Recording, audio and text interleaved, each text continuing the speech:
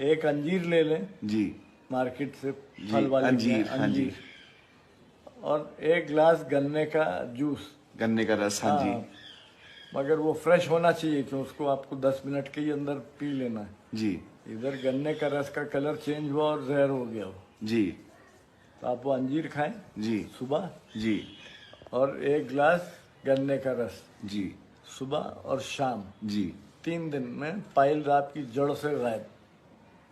Bleeding pile रहती हैं, इतनी तकलीफ होती है, सब बोलते हैं ऑपरेशन करा लो। ये क्यों कराओ जब हम 10 रुपए के अंदर हम ठीक कर देंगे।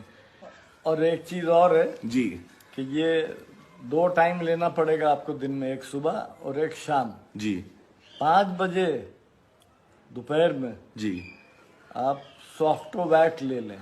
जी सॉफ्टो वैक, उसमें चम्मच पड़ा रहता है, 2 चमचे आपने एक गिलास पानी में घोल के उसको जी और वो पी लें। जी जिंदगी में पाइल्स, आप सोचते रह जाएंगे ये पाइल्स है क्या चीज। क्या बात है, क्या बात है।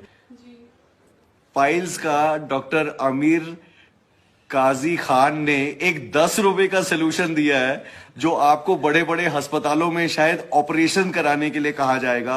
ऑपरेशन नहीं करवाते। आपकी जिम्मेवारी है कि आप इस वीडियो को शेयर करके ऐसी ऐसी जगहों पर पहुंचाएं जहां हर किसी में इंसान